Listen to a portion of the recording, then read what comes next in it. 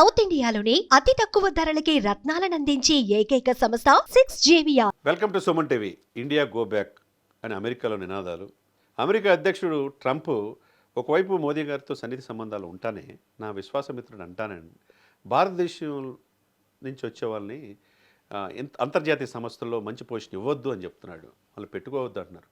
పెట్టుకోకుండా ఉంటే జరిగిద్దా అంటే, మైక్రోసాఫ్ట్లో సత్య నాదేలా లేకపోతే అంతర్జాతీయంగా అంత పేరు ప్రతిష్ట వచ్చేదంటే జరగదు. అదేవిధంగా సుందర్ పిచాయ్ గూగుల్లో లేకపోతే ఆ విధంగా పేరు ప్రతిష్టలు ఉంటాయంటే జరగదు.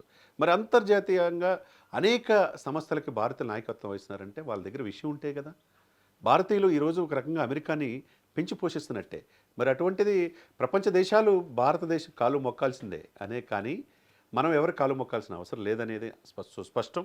కాబట్టి మనల్ని ప్రాధాన్యత ఇవ్వని పోస్టులు పెట్టుకున్నా మనకేం కాదు, అక్కడి నుంచి మనకేం ఫరక్ పడదు. అక్కడి నుంచి వచ్చి మన దేశం మేక్ ఇన్ ఇండియా, మోదీ గారి విధానాలు, ఉజ్వలమైన భారత భవిష్యత్తు కోసం మన మన బిడ్డలు ఇక్కడ చేయొచ్చు. ఈ దేశాన్ని మంచి అగ్ర దేశంగా తీసుకెళ్ళచ్చు. ఎందుకంటే జపాన్ కూడా దాటి ఆర్థికంగా 4 ప్లేస్లో మనం వచ్చాం. ప్రపంచ దేశాలు మనల్ని పొందుతున్నాం. ఎవరికి భయపడాల్సిన అవసరం లేదు. అగ్రరాజ్యం అని చెప్పి ప్రతిదానికి ట్రంప్ వీసాల విషయంలో కట్టడి వేసి, విద్యార్థుల విషయంలో కట్టడి వేసి, ఇక అంతర్జాతీయ సమస్యలు భారతీయులు తీసుకోవద్దంటే ట్రంప్ ఏమైనా శాశ్వతంగా ఉంటాడంటే అది కూడా ఉండదు.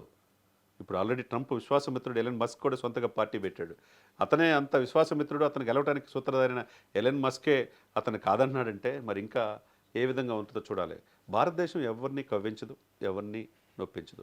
భారతదేశ ప్రజలు, భారతదేశ పౌరులు, ఐటీ కావచ్చు, అనేక రంగాల్లో ఇతర దేశాలు వెళ్ళి కష్టపడతారు. అవసరమైతే ఉల్లంతా గుల్ల చేసుకుని 24 గంటలు కష్టపడతారు.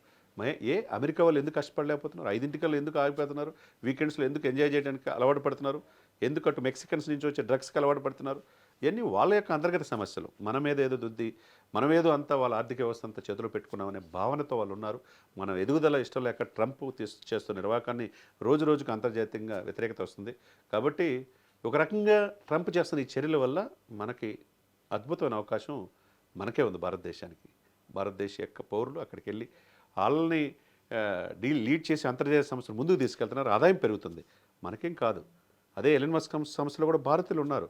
అంతర్జాతీయ సంస్థలో కూడా ఇంద్రనూయి, కోకోకోల లాంటి సంస్థలో కూడా పనిచేస్తున్నారు.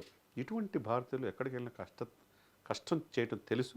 కాబట్టి మనం ప్రపంచమే భారతదేశం పౌరులు కావాలనుకుంటుంది, కానీ మనం ప్రపంచాన్ని కోరుకోవట్లే.